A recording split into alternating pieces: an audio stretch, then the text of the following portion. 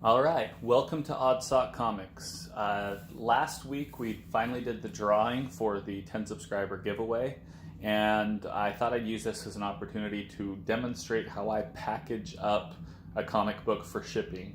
I've had really good feedback from all of the people that I've shipped to. The only complaints that I've ever had are based on the delivery time, and that's if you ship using media mail, which you're not supposed to do with comic books, but there are certain circumstances where I may have done it either accidentally before I knew about it or because of other issues. Won't get into that, but media mail is very, very slow. But typically if you're shipping just one book, USPS first class mail is fantastic.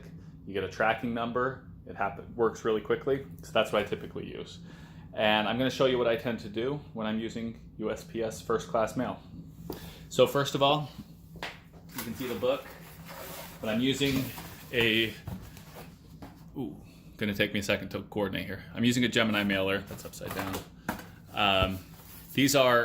The plastic is really thin for these ones, but it's rigid enough that it's not gonna bend, and then the way that you fold it tends to give it a little bit of additional rigidity. So they really are very secure for a comic book. So I'm gonna lay that out just like that. Then it's a quick fold that's already built into it to get it oriented the right way.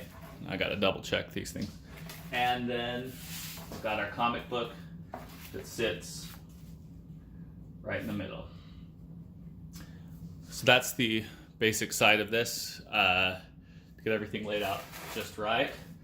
Okay, the next thing that you want to do is you want that comic book to move around as little as possible while it's in there. Now you can do that with any kind of tape you want, but I would highly recommend using masking tape because any other solid tape is gonna rip up the bag. They're gonna have to yank on the bag to get it off. So I use blue painter's tape. That's my friend, that's what I tend to use. So I would typically get it nice and centered, make sure that it's in between the lines, and then I'll do one on all four sides. It is okay to go over where the things are bent. The purpose of the blue tape in this case is to make sure that the book does not move around. Mostly that the bag does not move around. It's not holding anything else together. It's just there to keep things from moving around. I tend to use quite a bit. It's something that it's easy to get off of the bags. It helps to secure it, and it's one of those things that you can't really overdo when it comes to securing the book down. And of course, we all want our books to arrive in the same condition that they leave. It's always really frustrating to get a book that has dented corners or it comes in an envelope that's had some damage. So that's what I typically do. The book is now on there solidly. Now the book itself, is solid. Now the book itself will move around inside the bag the same way that it would when you've got it at home if you're doing anything with it. So if it's not in the bag the right way, if there's any like little dog ears or anything, those are going to get accentuated just because it's going to move around a little bit. But it's not going to move around within the box at all. The backing board isn't. So I've tried a few things from here. I've done an extra piece of cardboard. I've done bubble wrap. I've tried a whole bunch of different ways of trying to make it more secure. I don't think they add a whole lot. This is secure. It really is. You know, I'm flinging this all over the place. It's not going to move anywhere. 4 pieces of tape, one on each side, is as good as you're going to get because the only thing that's going to move is the book within the bag and board, which is going to be all about whether it's the right size bag and board and whether you've got it in there completely flat. So as long as you're doing that, it should be all right. So next up, takes a couple of folds. I can't tell if I'm in frame. I think I am. So fold the inside down. You can tape it at this point. I typically don't even worry about it because this is really where it all comes down to. So you want to get a really nice tight fold all the way around. Okay, so next step, this is one of the places where I go overboard, and I'll tell you why. So this is a cardboard mailer. There's no other protection except the cardboard. So when this is sitting out on your door, I'm going to pull some tape out here. So while this is sitting out on your door, if it's raining or you've got drips anywhere or you're sitting it in a puddle, any of those things, it's going to soak the mailer. Oh, I cut that one too short. I'll use that one later. But so it's really, to me, that how you tape it is what's going to save the comic if there's any issues with mailing. So I'm terrible with tape.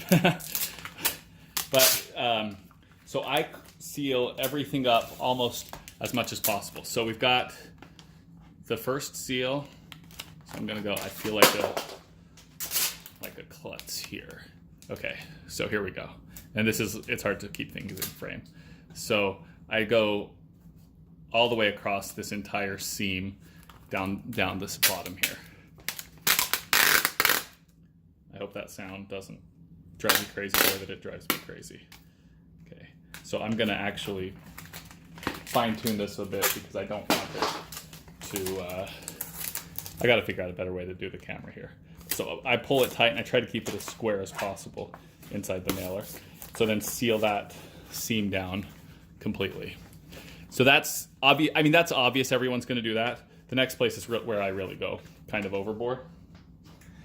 These two ends is where water would drip in if it's sitting on your door when it's empty. It'll either be sitting like that on your door up against the wall. That's how it often comes and is sitting when I'm waiting for it, or it'll be in a mailbox squeezed down the side, and the water will be, that's where the water would get in. So I completely seal off these edges, both of those ends, with tape. And I've got my one piece already cut.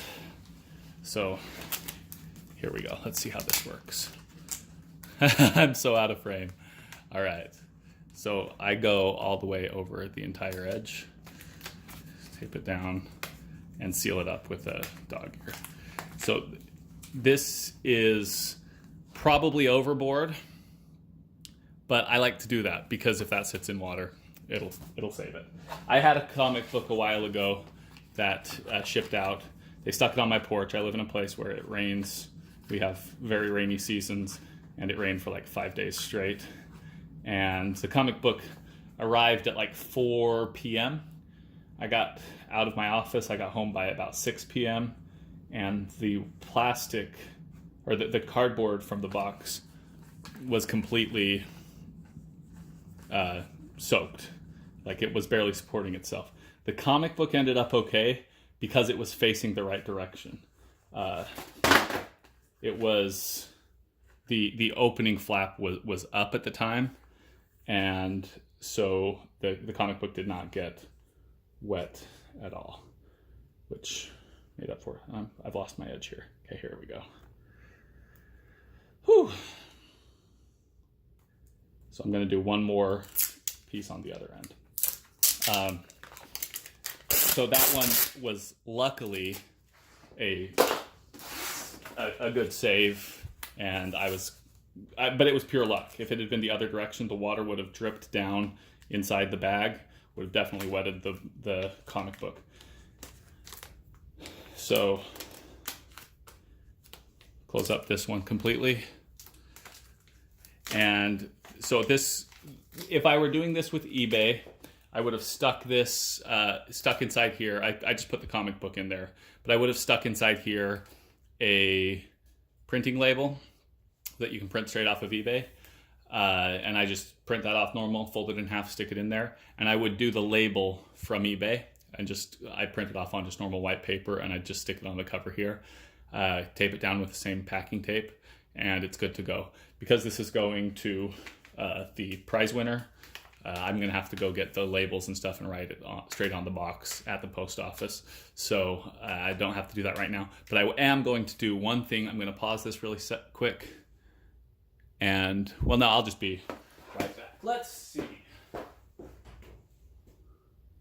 So I'm going to see if I can work this part out. So I have my scale right here. 0 pounds. we're in milliliters.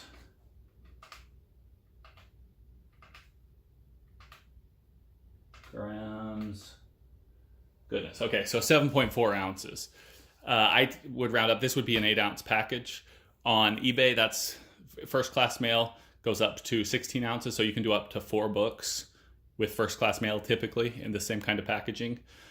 This will be, I think it'll cost about $4 to ship without any discounts. On eBay, it's a little bit less than that. But so that's how I ship. I have had very good feedback. You can kind of listen. There's no movement inside the package. I'm very confident in that this can get to the end user in the same condition that it's leaving my house. So that's just my how to ship a comic book. Oh, I was going to show one more thing. I would highly, highly, highly recommend using the Gemini mailers or something equivalent, book mailers or something like that. So I had a package that I received in a mailer like this. This is a padded envelope. The book was bent in half. It was ridiculous. It said do not bend on the package. It was terrible. Don't use that. Let me show you one more. This one, and I'll talk about this one in a little bit more detail. So this is a mailer that's just standard cardboard. Nothing special about it, no finishing, nothing like that. And the book that came in this mailer was slightly damaged. So that's, and you can actually kind of see a couple of things. It's got a ridge. That ridge carries on onto the inside. So that ridge was rubbing against everything on the inside of the package. So this is big no-no. And you can also see, oh, gonna have to, I don't know. We'll see if that showed my address or not. But you can see there's also some dents and some bends on this box. It did not make it here completely safely. So I would highly recommend using these rigid mailers. Real cardboard, the way that it folds gives it real rigidity, and it'll get there safely. So that's it. And thanks for watching. Like, subscribe. Hopefully help you, hopefully give you some ideas of how to ship with a Gemini mailer, how to ship a comic book. That's a good thing to know, whether you're selling from your collection, whether you're sharing with other people, whatever you want to do. Do it the right way. I'll put some links at a later date. I'll put some information on how to get the Gemini mailers a little bit less expensively. I think I pay about 50 cents a piece. I buy them at about 100 at a time. And I'm on my first box. I'm about halfway through my first box. If you're selling pretty regularly or you're moving comic books around pretty regularly, you'll go through them quickly. So, good thing to have, good thing to know where to get them. And I'll share that at a later time. Probably not this, because this is just supposed to be a quick how-to video, because I'm getting this box out for the contest winner right now.